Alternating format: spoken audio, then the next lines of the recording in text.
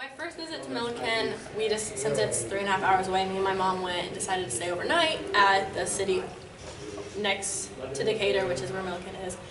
And that was my first impression really of Milliken, and I was super impressed because every single person, even in that town, knew who Coach Kearns was. When I would say I was a Milliken basketball recruit, they'd be like, "Oh, Coach Kearns, she did this for me," or "She is my cousin's whatever." Everyone seemed to know her and thought very highly of her. And then even when I was on campus, all the professors seemed to really love the basketball program there, and the community towards the girls basketball program was phenomenal. In 2005, they won the national championship, and one of the assistant coaches right now was actually on that team. She was an All-American. But this past recent year, they've been coming back up.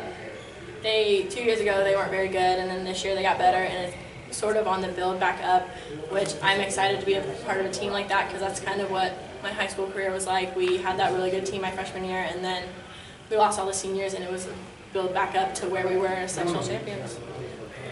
Well, they haven't really told me what I need to work on yet, but they have a girl right now. Her name is actually Emily too, and they compared her to me. They said that she can take the outside shot but can drive in as well, and she just has the athletic ability of where their defender doesn't know what they're doing, and they said that they really liked that about me, and that was like the first thing that they stuck out to me really was that I was unpredictable out on the court, and that I did have that competitive edge.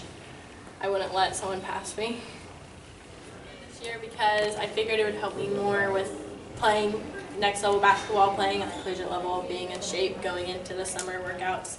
When I was a freshman, I ran cross country, and I liked that a lot. And then I didn't like track because it was just running in circles, and I didn't like running long distances and like seeing the same thing over and over again. And then so I played tennis for 2 years, and then I decided. Then this year I was like, track would be more beneficial to me next year than tennis would. This year was probably my favorite year of basketball because of how confident I was on the court and how much I didn't let the game get to me, I guess, because my sophomore year, those of you who have watched me could tell that I had an attitude problem, or I would get frustrated with myself, and I would take myself out of the game basically, and that happened a lot.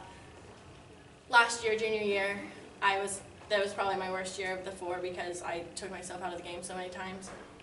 But this year, I just think since I was the oldest, I just let it all go. This was my last year, so I just played. I had fun. I made sure every game was fun. I was always laughing on the court, always bouncing around. I would always have people come up to me after the game and it was like, "You're having too much fun out there," and that's what really made me want to play college level. Is because this year I did make it so much fun, and I was laughing, and I had fun with my friends out there, and I was excited to do another 4 more years.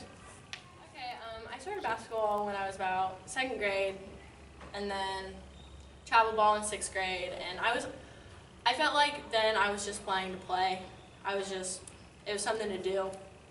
And then I remember about end of 7th, beginning of 8th grade, I worked on it a lot more, and I could tell that my skills were improving, and I was becoming one of the better players, and I started to like that. I started to like that attention it brought to me, kind of, I guess. And then freshman year, Tink O'Neill, he was probably my #1 supporter. He always told me before the games, he's like, "You got it. I know you're younger than everyone, and it makes you nervous out there, but you got it." And that encouragement really that freshman year just helped me out playing with the bigger girls, thinking I was playing against 18-year-olds as a 15-year-old, and how nervous that was.